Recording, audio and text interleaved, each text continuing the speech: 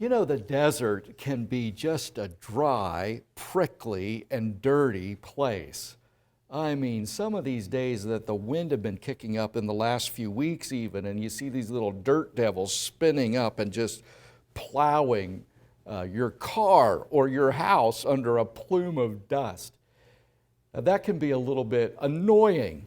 But you know, there's something happens about this time of the year. We get just a little bit of rain in February. Maybe it pushes into March a little bit. The temperatures start to rise just a little bit. And those once dormant cactus suddenly come alive. And they explode with beautiful blossoms.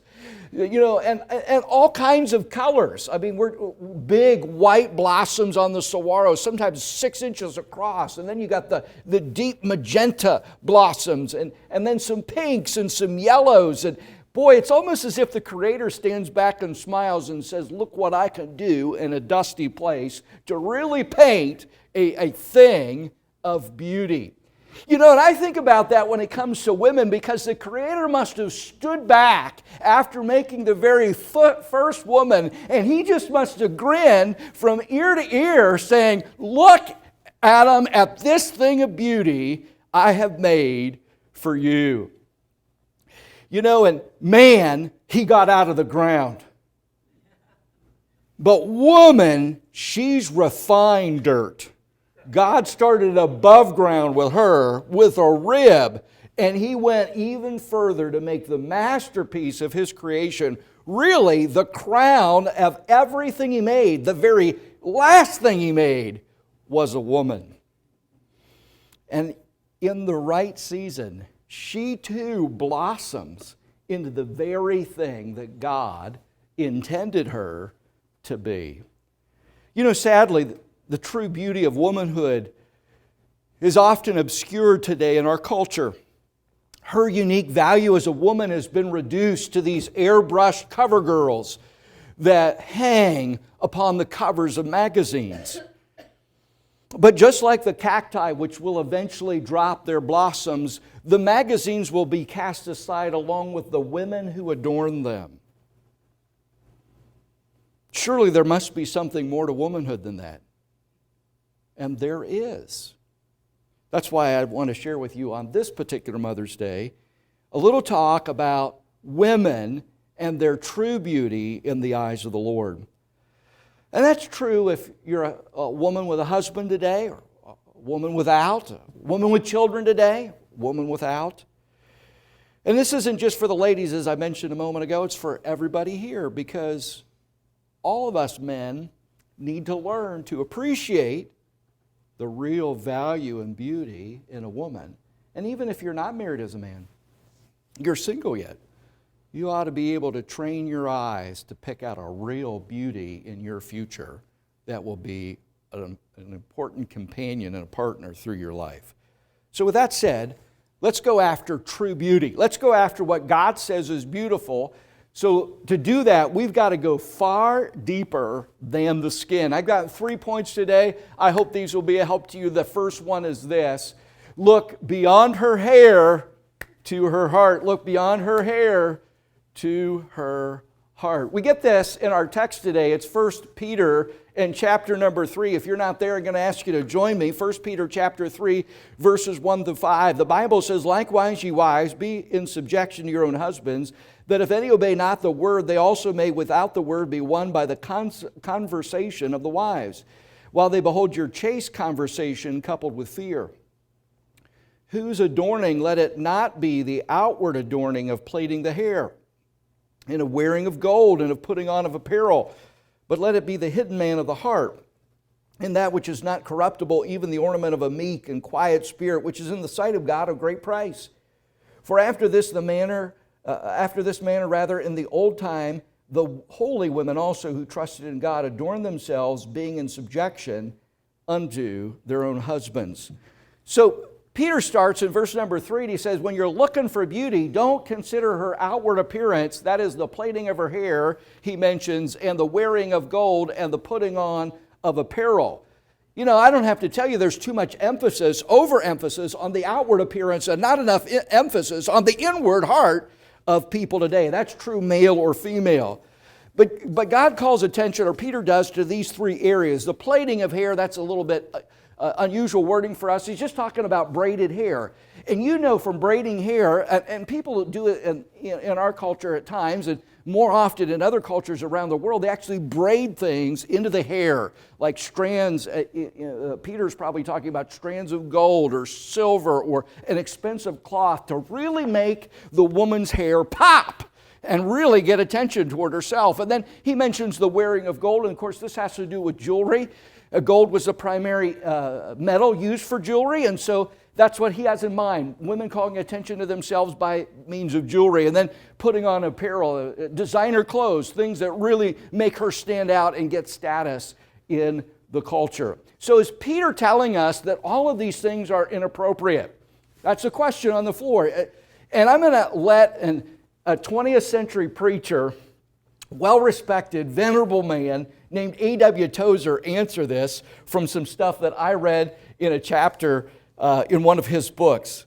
So he asked, does this expressly forbid the plaiting of the hair, the wearing of gold, and the putting on of apparel? That's a question, he says, that's often asked. Number one, does the Bible say that a woman must not be adorned with braided hair? Hold that thought. That was one of the things I appreciated about my wife when I first spotted her. Liked her hair. Number two, does that mean that gold can never be worn in any way by a Christian woman? Most of you today are in trouble, all right? Hold that thought. Then he goes, now wait a minute. When we come to the last one, we're in trouble with our reasoning if these are absolute prohibitions, because he certainly doesn't mean that the woman is not to put on any apparel. It means, he writes, rather that the true attractiveness of the person is not outward but inward. A Christian woman remembers that she cannot buy true attractiveness. Do you get that? He said it. A woman cannot buy true attractiveness. Beauty is of the heart. Those are his words. So let her beauty not be her hair or her jewelry or her apparel, but let it be the hidden man or a hidden person of the heart. So what are we talking about when we're looking at the heart? Well, he mentions in verse number 3, he goes on to say, let her rather have this meek and quiet spirit. That's verse 4. Let it be the ornament of a meek and quiet spirit. So let's talk about those words, meek and quiet, for just a moment. If you're a lady, you've probably run into these before, but it's interesting to me, this word meek is the same one that's used to refer to Jesus in Matthew chapter 11, verse 28, where he is said to be meek and lowly. Well, you think about Jesus in the way he operated. You know, he was not pushy, and he didn't ride roughshod over people. He didn't insist on his own way, and he wasn't selfish. You know what a meek person does? Oh, a meek person is willing to go second. It's willing to let another person take the lead. And you think about this. Jesus Christ, the Lord of the universe, who entered human history as a baby to identify with us, he could have run roughshod over whoever he wanted. As the song goes, he could have called 10,000 angels. He didn't have to go to a cross. He didn't have to do the things that he did, but he was led along under the direction of his Father to accomplish the intended purpose. So what does a meek person do? A meek person is willing to go second. Also, he says here that she's quiet. Now, some of the people think that means that she's mousy and doesn't say anything, and some men treat their wives that way. That's not what he means. This refers to a tranquility of spirit that's free from any disturbance. Let me put it a little bit more forcefully. She's able to remain at peace even when she's perturbed. That's what he means. She can keep her reserve or her demeanor or her spirit under control. Another way to say these things, if we're to sum it all up, is she's non-demanding, non-threatening, peace-seeking person who's easy to get along with. You know what we would say today? She just has a sweet spirit. Like to be around that person. She has a sweet spirit. And that's the kind of person that God wants a woman to be. So look beyond her hair to the real beauty that's found in her heart. Alongside that, he later says in verse number 5 that she also ought to be in subjection to her own husband. As verse 6 says, just like Sarah was to her husband, Abraham.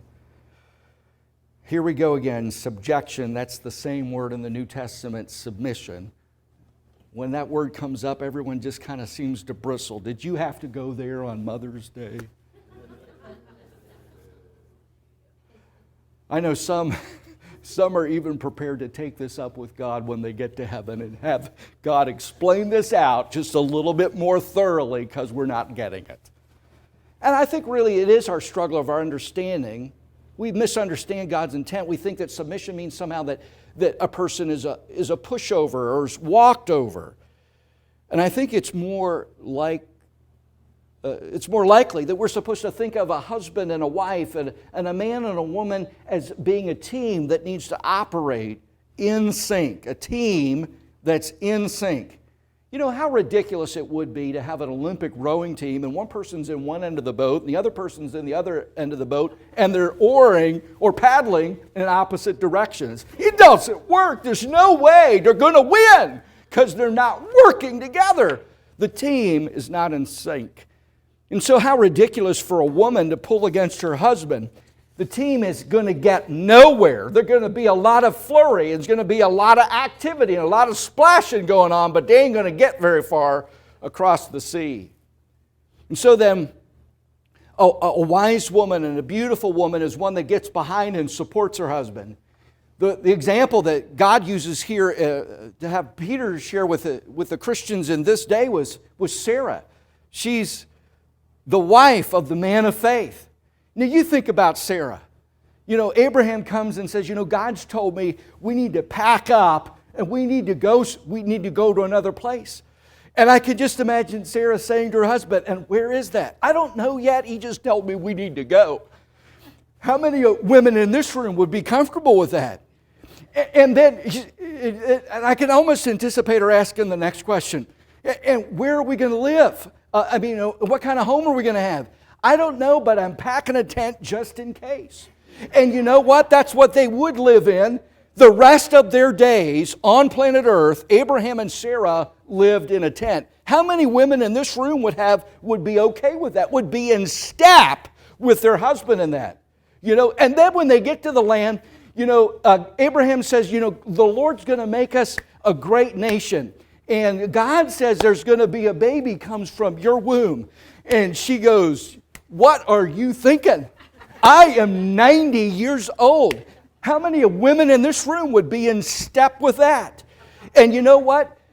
We often, we can laugh at this, but you think about this, she too is a great person of faith because she had to get in sync with God's plans for her husband, or none of the rest of the history of the Old Testament and the Jews would have taken place. And the only reason Abraham was the success he was is because he had a supportive wife who went along with the program, even though she didn't know the whole scoop and where the whole thing was going to end up. And so when we're talking about, subjection and submission, we're really talking about getting in sync so that the boat can go somewhere that God intends and that you're not fighting in the opposite direction. And when you understand it from that perspective, it's not the subjective, the dominance, the oppressive thing that people make submission out to be. A woman who rows in the same direction as her man is a true beauty. Teams work best when both parties, or all parties, are working in harmony. That's true of married women in this room. That's true of unmarried women. You may not be yoked up to a man right now, but you know what? There are situations in which you work with other people and your ability to go with the team means there is progress being made. That's a beautiful thing. Let me go back to marriage, though, and talk about Sir Wilfred Grenfell. I did have the opportunity to read his autobiography some years ago, The Story of a Labrador Doctor. He had medical training. He went up to served in northeastern Canada, in Labrador, and also Newfoundland and other remote parts, and just incredible stories of God's deliverance and care for him. As a result of his ministry, he didn't end up getting married until later in life.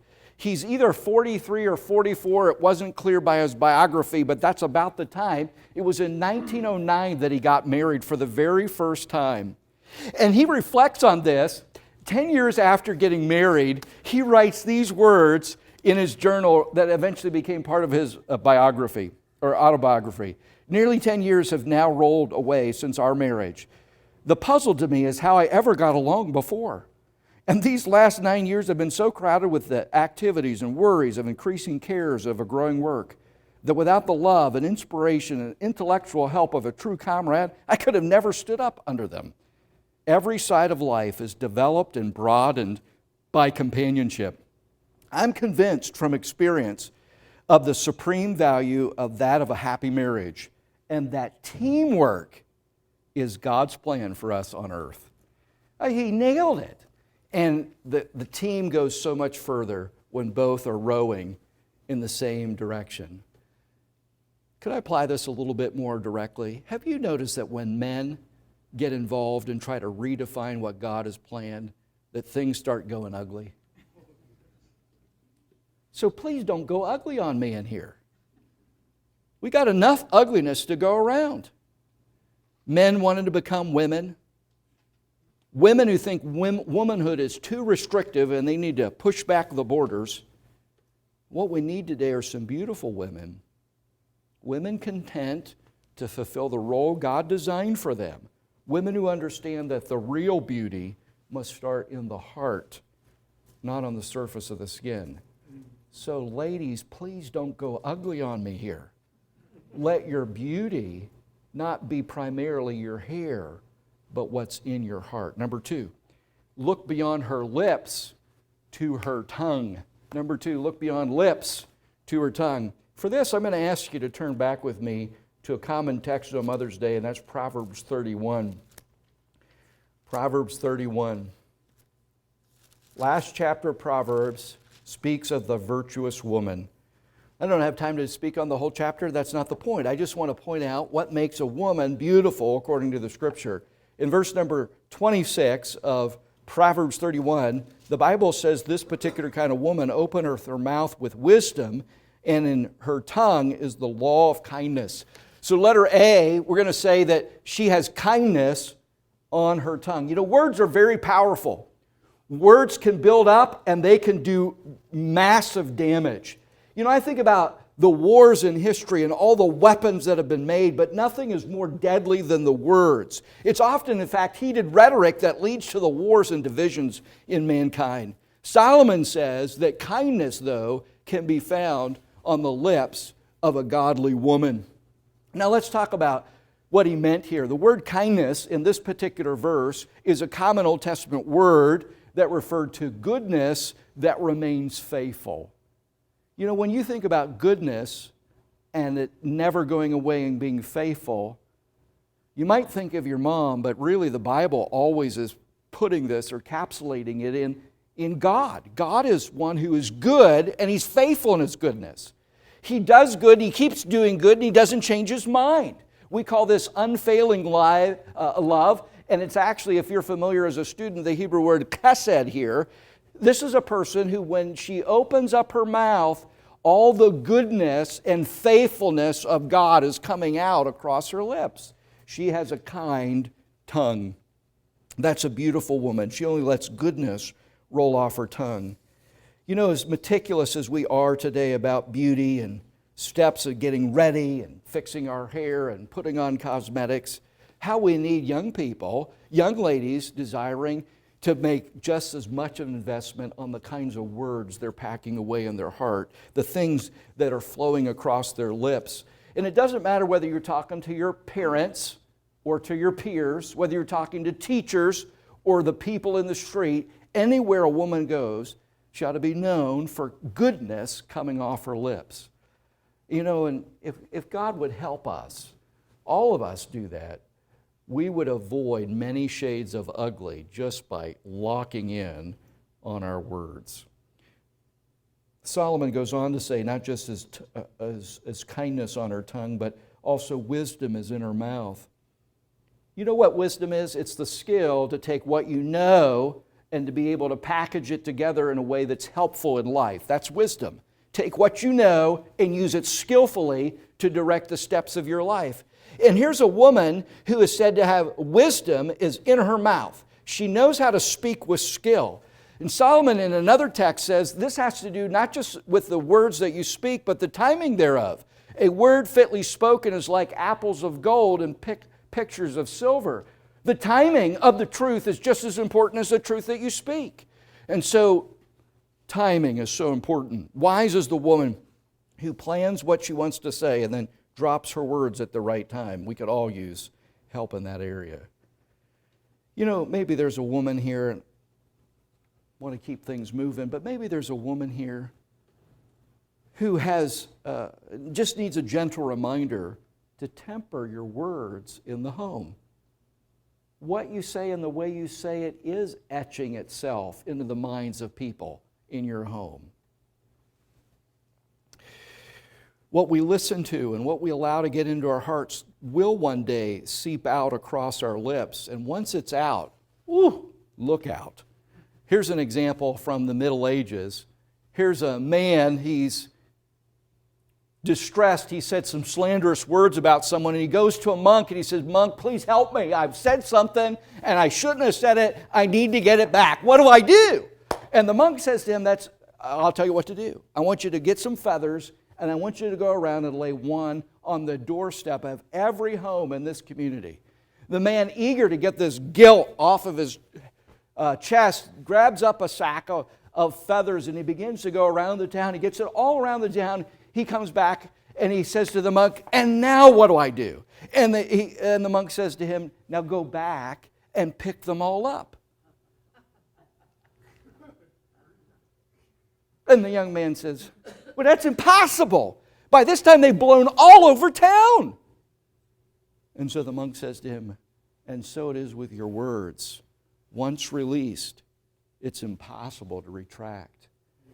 What a word of caution to all of us. You know, James says the tongue is a fire world of iniquity, and it is set on fire of hell. How careful we must be with our words, lest they seep out and create a great deal of destruction, and thereby many of us go ugly. Yeah. Beauty is very careful with words. And this is one of the other emphasis then of the Scripture and of our lesson today. How are we going to stay beautiful in the eyes of the Lord? Well, for starters, we must look beyond hair to the heart. We must look beyond lips to what's on her tongue. And finally, I'd like you to consider today that you need to look beyond her features to her faith. I'm going to let you stay right in Proverbs 31 and ask you to consider a few verses later. Verse 30 says, "Favor is deceitful, beauty is vain, but a woman that feareth the Lord, she shall be praised." What does he mean about favor and beauty? Well, these are we would call these a woman's powers of charm and her attention ability to get to turn the heads of men. But Solomon says these features, favor is deceitful, beauty is vain, these are empty to Solomon. And he ought to know. Solomon knows a little bit about beauty. He was surrounded by it, like to 1,000 times around, so many women and wives and concubines. But he isolates for us something of far greater worth than all of a woman's charm and appeal. And he says it has to do with fearing God. In fact, it really fits better, I think, to say, look beyond her features to her fear of God. But most of us, we look at the word fear and we kind of, I'm supposed to be afraid of God? And of course, by now, if you're a student of the Bible, you understand that he's not talking about being afraid of God, though there is an element in there. We're talking about a person who takes God seriously. Those are not my words. Another pastor of our day uses that terminology to talk about a person who fears the Lord. Takes God seriously, has reverence for God and respect for His ways, and understands if we go astray that there could be trouble. That's the fear part. But it's all wrapped into this package of reverence for God. And so Solomon says, hey, listen, when it comes to beauty, it's far more important not to find a woman that can charm you or a woman who can stun you, but a woman who is a person of real faith. You know, and for us to believe that, you know, some of us, you know, honestly are not really quite sure that that's really the way it works, preacher. I mean, beauty and charm today can really pay you the big bucks and get you a lot of attention. So I want to deal with this by using, by teaching you through the book of Proverbs for just a moment. So this is kind of a pull-out here. Why should I really believe that this is true beauty when all of it in my culture says, makeup and hair and dress and apparel and all of that? Well, Proverbs was written by Solomon to his boys, his sons, so that they would avoid common pitfalls. The main ones being in the book of Proverbs, and you can look at chapter 2 later today if you want a confirmation of this, but it's bad friends, wicked friends, and evil or sinful women. Those are the two main pitfalls he's trying to get his sons to avoid. And how do you do that? The theme of Proverbs is take the long look. Don't take shortcuts. Take the long look. And I try to teach this to my kids as well. Proverbs 14:12, let me give you some examples. There is a way which seems right to a man, but the end thereof are the ways of death. It looks good on the front end, but the back end, you don't want to go there. All right, here's another example. Proverbs chapter 19, verse 20. Hear counsel, receive instruction, that thou mayest be wise in thy latter end. Do you want it to be better off for you in the end? Don't sell yourself short. Don't sell yourself to the devil now. You're going to reap consequences in the future. Take the long look. Look down the road. Think, where is this decision going to lead me? And when Solomon is talking about the sinful woman, this is what he says later on subject about this very thing. For the lips of a strange woman drop as honeycomb. That's sweet on the front end. Her mouth is smoother than oil. But her end, take the long look, is bitter as wormwood, sharp as a two-edged sword. Take the long look. So when it comes to beauty, I'm going to ask you, just like Solomon said to his boys, take the long look. That's not to suggest that women should be dowdy or unkempt or not pay attention to their appearance. That's really not the point of what he's saying. He's saying the thing of greater value is a woman's faith. Well, what does this involve, young person, young lady that is sitting here? What does he mean by fearing God? How does that play out in life? Let me give you a couple points here. Letter A, it means that you're honoring God with your life. Remember what I said this word fear, this concept of fear of God means? It means take God seriously. Have reverence for God, respect for His ways, honor God primarily in your life. And a person who does this, a beautiful woman, believes certain things about God. She's going to believe that God exists. That's a godly thing. I believe God is. She prays because she believes God rewards. Hebrews 11:6. She reads the Bible and seeks to do what it says because she understands John 14:15, if you love me, keep my commandments. That goes hand in hand. She understands that she needs forgiveness and knows where to get it. And by doing this, she's honoring God first.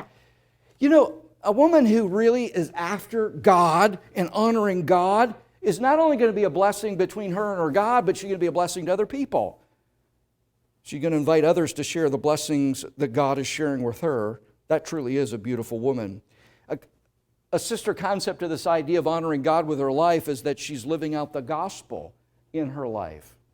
This actually takes me back to where I started, so I'm kind of boomeranging back to the beginning passage, 1 Peter chapter 3 and verse number 1, where Peter wrote, likewise ye wives, be in subjection to your own husbands, that if any obey not the word, they may also without the word be won by the conversation of the wives. Let women live in such a way that through her life, she's bringing other people to consider Christ, living out the gospel. Conversation, of course, here in 1 Peter 3:1, and also it appears again in verse number 2, means more than her speech. This King James word means her demeanor, her speech, her spirit, and her conduct. The gospel never looked better than when it takes shoes and walks into your home and lives the gospel out in front of its other people, the other people in that home. Don't take my word for it. I'm going to use Khalil's testimony. Now, Khalil, it's not his real name. It's used to protect his identity in a book that I read. Here's his testimony about the impact of the transforming impact of a godly woman, his wife Tina, in his home. Can I read this to you? You won't go to sleep on me, I hope. Tina did not fall into the category of a typical Christian wife who married an unbelieving husband. That is, she did not preach at me day and night or rebuke me for my evil and negative deeds from her point of view. She did not even make me feel inferior to her. She was a godly wife, an encouragement toward changing and reflecting God's own image. She was submissive to me. She knew how to treat an Eastern man who's very proud, protective of his opinions, self-esteem, and manhood. All these virtues of hers affected me, but still didn't totally change me. I was still leading a sinful life. I would get drunk and spend all night in bars, which made me very moody. What suffering Tina had with me. It was beyond the capacity of any human being, but she was really a woman like Jesus. My years were spent in slavery to the devil, but in the middle of thorns stood a firm flower with never-ending love. My wife, Tina. I was proud of her and of her faith and her morals before all people. I was lost for 5 years, as if anticipating death, as if I was slowly putting myself to death. And Tina was praying for me. She was asking God to save and rescue me. And it worked. Gospel shoes on a believing woman can impact husbands and children and neighborhoods for the cause of Christ. This is a beautiful woman. It's not about her features, it's about her faith that makes a difference. I wonder, let me wrap this up. I wonder, ladies, are you a thing of beauty, or have you turned some shade of ugly? When the car is tucked away in the garage, the doors are all locked and closed, are the members of the home happy that you're there? Is true beauty visible to those who know you best? Here are a couple questions for women to consider before we go. Can it be seen in the sweet disposition of your heart? Does it spill out in the words upon your tongue? Are you calling attention to the God you say you love? Women are a thing of beauty, and with God's help, they can have a beauty that lasts and lasts and lasts. Which brings me to my final subject before we go. Did you know that Betty Crocker has been around since 1921? She has quite the history.